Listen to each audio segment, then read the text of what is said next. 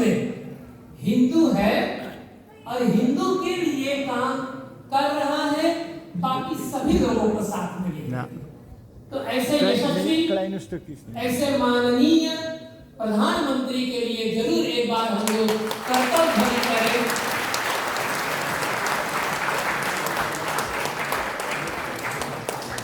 उनको धन्यवाद करें कि अपने मंत्रिमंडली, अपने सभी सदस्यगण और सभी लोगों को साथ में मिलकर के जो उनका महामंत्र है, सभी का साथ, सभी का विश्वास, सभी का विकास, ये जरूरी है। और ऐसे ही लोग इतिहास में याद किए जाते हैं, ऐसे ही मंत्री की इतिहास जो है तो पन्नों में स्वर्ण अक्षर से लिखा जाता है, और ऐसे ही लोगों के चलती शायद फिर से इस भूमंडल पर एक हिंदू राष्ट्र तैयार हो।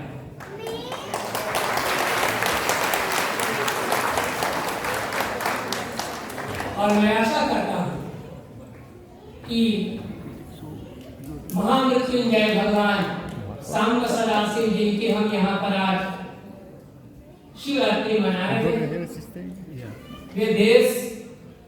दुनिया और सभी लोगों के ऊपर अपनी कृपा बनाए रखें और एक बार वास्तविक में, सचमुच में ये पीढ़ी जो है तो भारतवर्ष को, हिंदुस्तान को हिंदू राष्ट्र बनते हुए देश में, जिस तरह से हमने राम मंदिर को साकार होते हुए देखा, जिस तरह से 144 बरस बाद इस प्रयाग कुंभ को हमने देखा, उसी तरह से एक बार राष्ट्र को हिंदू राष्ट्र बनते हुए देखें। भगवान से यही बार बार प्रार्थना। आइए, जिस देवता की हम लोग उपासना कर रहे हैं, तो उपासना शब्द का तात्पर्य होता है उपसमीपे आसनम उपासनम, जिसके समीप में हम बैठे, जिसके नजदीक में हम बैठे, और वो है उपासना। माने भगवान से हम जुड़े। तो यह रात्रि जो है तो जुड़ने की रात है, जिसमें जीव ईश्वर के साथ संबंध को जोड़ करके और शिव बनता है। उसके लिए दिन भर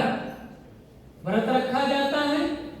और शाम को 6 बजे से सवेरे 6 बजे तक 4 प्रहर की पूजन। तो यहाँ हम लोग जैसे 1 प्रहर का पूजन कर ही चुके हैं, अभी आरती और अभिषेक जल इत्यादि चढ़ाने के साथ साथ दूसरा प्रहर भी हो जाएगा,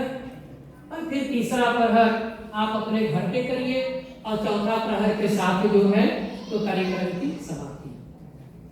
सनातन धर्म की सबसे बड़ी खूबी यही है कि एक देवता को इष्ट रूप में मानते हुए भी हम सभी देवताओं की जो है तो पूजन करते हैं।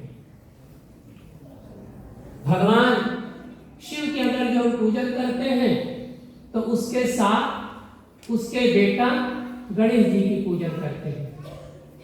भगवान शिव के अंदर जो हम पूजन करते हैं तो उसके साथ आदि शक्ति माता पार्वती के रूप में दुर्गा की हम पूजन करते हैं। उसके साथ साथ अगर जो हम देखें तो उसके आंखों के बीच में अग्नि,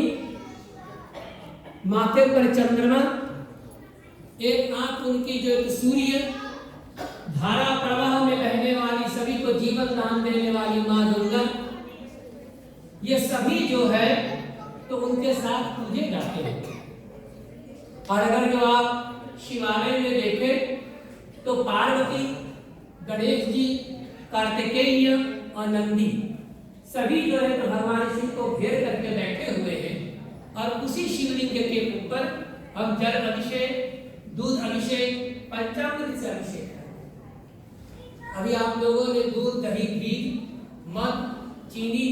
पानी, बिल्वपत्र सभी सामान से भगवान के पूजन किए। भगवान शिव के पूजन में विशेषता यही है कि अगर जो कुछ नहीं है तो 1 लोटा पानी, 1 बिल्वपत्र बस, और अगर जो ज्यादा सामान है तो राज उपचार से, षोडश उपचार से आप भगवान की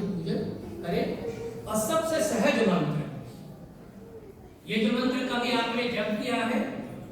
ये गढ़ू मंत्र है, और फिर भी सभी लोगों ने साथ दिया। और सबसे सहज मंत्र है ओम नमः, 6 अक्षर का है ओम के साथ, और पंचाक्षरी भी इसको कहा जाता है नमः शिवाय। अगर जो आप ओम ना बोले केवल नमः शिवाय बोले तो पंचाक्षरी मंत्र है। ऐसे सहज मंत्र, दिव्य मंत्र जो है तो भगवान शिव का है, जिसमें हमें धर्म, अर्थ, काम और मोक्ष मिलता है केवल एक देवता के शरण में जाने से, जिसके हाथों में सृष्टि को बनाना, सृष्टि का पालन करना, सृष्टि का संहार करना, भक्ति और मुक्ति पांचों को जो देने वाला देव है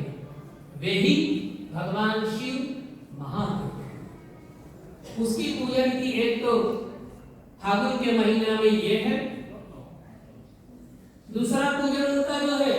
तो बहुत ही जो तो सोहरान में भी यहाँ पर भी 4 सोमवार को किया जाता सावन के महीना, और फिर उसके बाद में कार्तिक के महीना के दीपावली